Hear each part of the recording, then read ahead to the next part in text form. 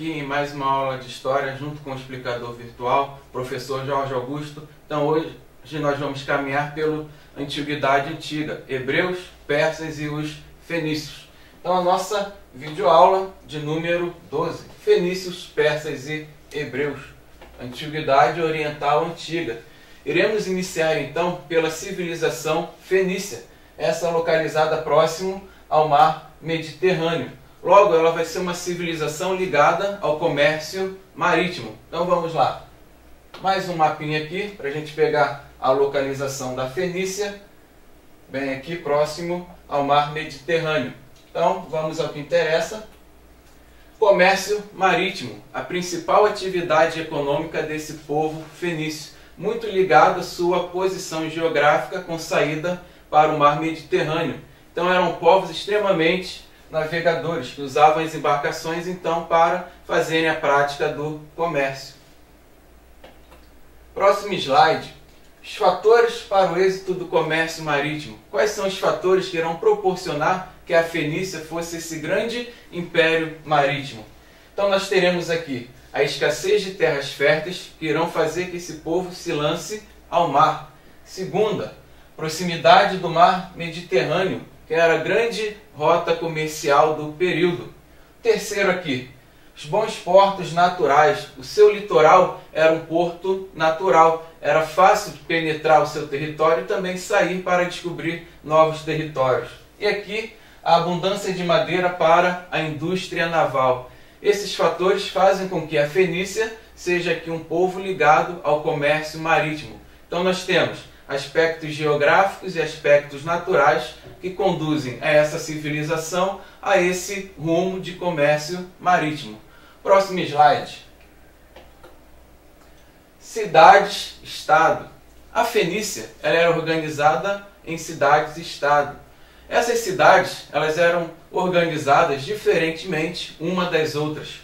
Cada uma possuía sua forma de administração política, administração econômica. Então aqui, as principais cidades são de Ugarit, Sidom e a cidade de Tiro. Cada uma organizada diferente uma da outra. Isso é uma cidade-estado. Cidades organizadas diferentemente uma das outras. Ou seja, elas possuem autonomia administrativa, autonomia política. Já no próximo slide, nós teremos aqui uma grande característica cultural desse povo fenício. Já que eram povos que trabalhavam com o comércio, era muito necessário a anotação do que se comercializava para ter um controle econômico acerca da sua produção.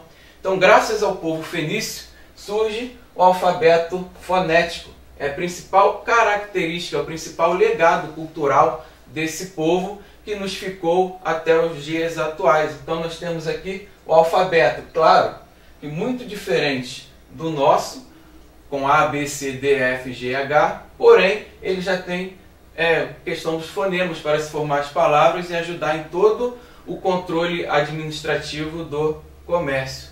Dando continuidade aqui a esse povo fenício, nós teremos no próximo slide a religião. A religião fenícia era uma religião politeísta, onde se cultuavam vários deuses, e o principal deus era o deus Baal. Aqui nós temos várias imagens que mostram a figura desse deus que era cultuado, o principal deus do povo fenício.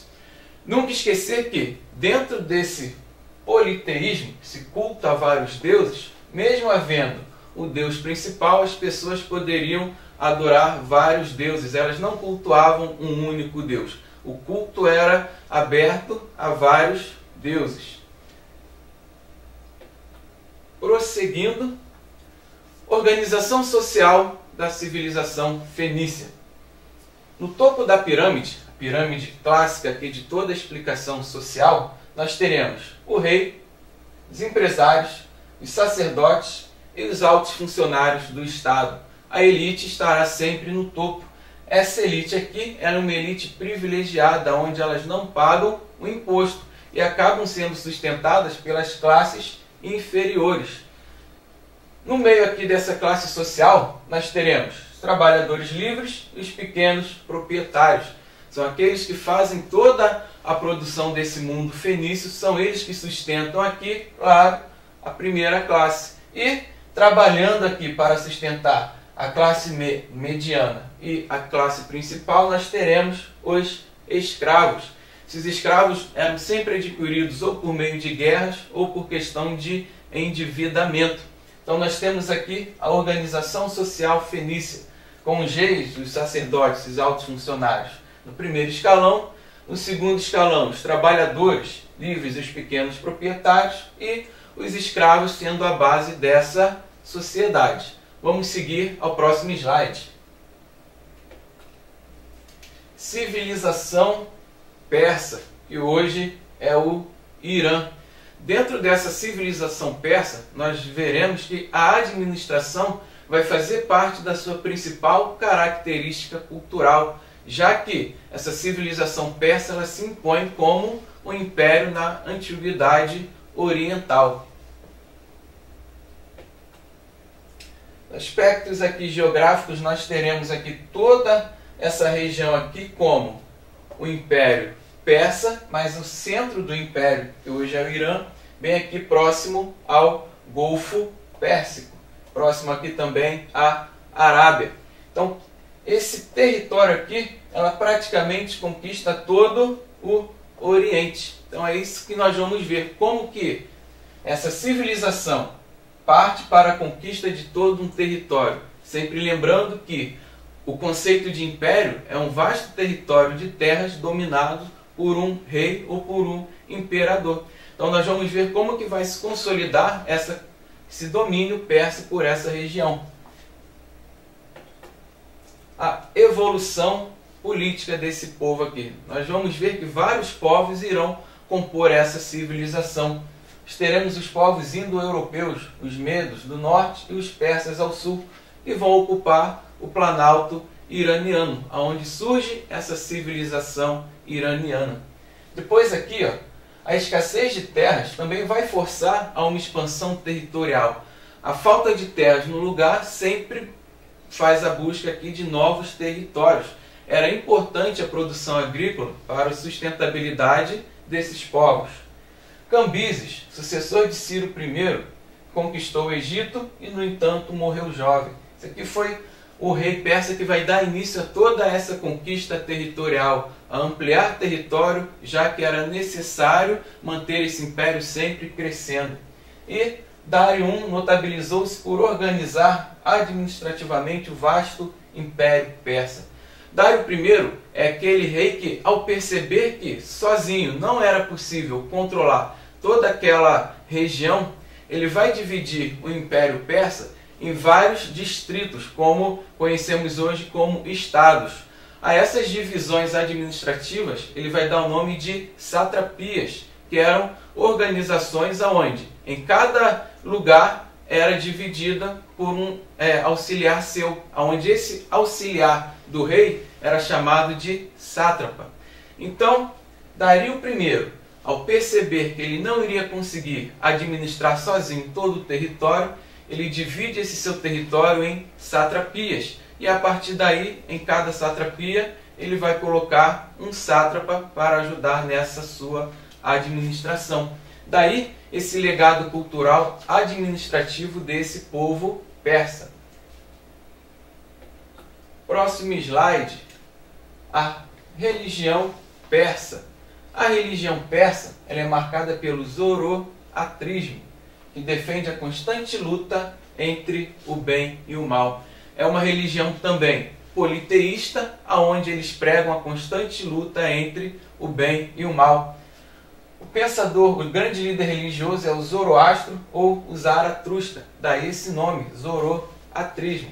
E aqui o templo do culto ao zoroatrismo, com um outro nome religioso de Mazdeísmo. Esse aqui é o deus da religião Zoroastra.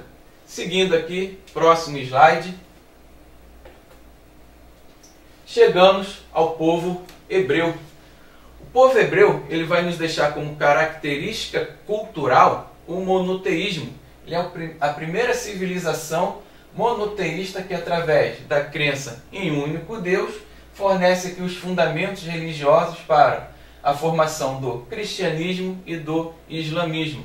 Então, o povo hebreu ele dá origem a uma religião monoteísta que vai influenciar aos cristãos e também aos islâmicos, ou seja, são as três religiões que têm como base a crença em um único Deus. E aqui a localização geográfica pelo Oriente Médio.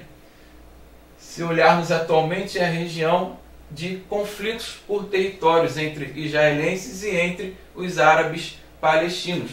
Vamos ver aqui mais à frente que nós temos nessa formação do povo hebreu. O povo hebreu ele passa por um processo de evolução política, que vai ser dividido aqui entre os patriarcas, o período dos juízes e o período dos reis. É um período de expansão desse povo hebreu. Então nós temos aqui, no governo dos patriarcas, de 1800 a 1200 a.C., a chegada à Palestina, chefiados por Abraão. Então Abraão é o pai do povo hebreu. Eles eram pastores nômades, ou seja, eles caminhavam pelo deserto, não possuíam moradia fixa. Então, o primeiro período aqui, político, desse mundo hebreu, é o governo dos patriarcas, os grandes homens que conduzem esse povo hebreu até a Palestina. Próximo slide. Governo dos juízes, 1200 a 1010 a.C. É o período que, ao chegar à Palestina, iniciaram um processo de lutas contra os cananeus, filisteus, amoritas e outros povos que habitavam a região. Podemos perceber que a história do povo hebreu ela está contida diretamente na Bíblia, já que esses povos aqui, cananeus, filisteus, amoritas e os outros povos sempre que habitavam essa região, são povos que nós vemos sendo citados na Bíblia. Esse governo dos juízes ele é marcado por chefes militares e religiosos escolhidos pelas tribos. Então as tribos se reuniam e escolhiam os chefes para governar o seu povo. A necessidade de escolher um chefe para governar o povo era justamente o perigo que esses povos aqui colocavam a esse povo hebreu. Então nós vamos ter sempre períodos de guerras nesse território. Percebemos então que os conflitos que vemos atualmente nessa região já é bem antigo, remonta aqui aos tempos bíblicos. Próximo slide. Então aqui, governo dos reis, 1010 a 722 a.C., período aqui marcado pela vitória do rei Davi diante dos filisteus, muito presente na Bíblia pelo confronto entre Davi e o rei Golias. É nesse período aqui dos reis aonde o mundo hebreu ele vai se consolidar como um povo. Então aqui nós vamos ter, dentro desse governo dos reis, Salomão, que vai promover forte centralização política, desenvolvendo o comércio e edificando o templo de Jerusalém. Ou seja, ele já dá uma função administrativa a essa região aqui de Jerusalém. Porém, nesse período dos reis, nós vamos ter aqui um problema que é a opressão tributária, que acarreta inúmeras revoltas após a sua morte. Ao morrer Salomão, começaremos a ver que esse povo hebreu ele vai passar por um período de repressão, tanto política quanto econômica. É uma bruta opressão, principalmente na questão dos impostos. O povo que não tinha de onde pagar imposto, ele vai começar a se revoltar. Então nós teremos aqui os hebreus sendo divididos em dois reinos. O reino de Israel ao sul e o reino de Judá o reino de Israel ao norte e o reino de Judá ao sul. Isso aqui vai gerar um cisma. O que é esse nome aqui? Cisma. É uma divisão. Nós vamos ter aqui o reino de Judá e o reino de Israel. Aquele povo hebreu que era um povo unido, após a morte do rei Salomão, acaba se dividindo em dois reinos, Israel e o reino de Judá. Então nós teremos aqui durante esse período, de acordo com a Bíblia, sendo também a época dos profetas. Seguindo aqui ao próximo slide. Teremos, no século 7 a.C., um período de decadência desse povo hebreu, onde o povo hebreu ele vai acabar se dispersando pelo mundo. Vai ser um período de dominação por diversos povos, destacando-se o cativeiro babilônico. A Babilônia acaba então por conquistar aqui essa região dos povos hebreus. Nabucodonosor e a anexação romana também contribuem para toda essa decadência desse povo hebreu. O povo hebreu ele começa a sofrer invasões de diversos povos. Sofreram invasões aqui dos povos babilônicos e também desse povo romano. A esse período aqui de invasão de outros povos, nós vamos ter a dispersão desse povo hebreu, onde os hebreus irão se espalhar pelo mundo, justamente com medo aqui dessas invasões. E o terceiro ponto, rebelando-se contra os romanos entre os séculos 1 e 2 depois de Cristo, os hebreus, fortemente reprimidos, se dispersam pelo mundo. Essa dispersão é chamada de diáspora. É a diáspora hebraica, onde esse povo acaba sofrendo invasão, se espalhando por todo o mundo. Próximo slide, nós temos aqui um exercício. Esse exercício bem simples, só para nos relembrar as principais características culturais que os hebreus, os persas e os fenícios nos deixaram. Cite os legados culturais deixados pelas antigas civilizações orientais, fenícios, persas e hebreus.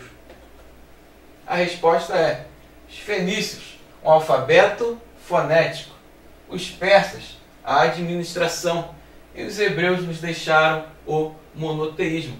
Essas então são as principais contribuições desses três povos da Antiguidade Oriental para a civilização ocidental contemporânea. Então terminamos aqui a Antiguidade Oriental. Foi um prazer. Até o próximo encontro.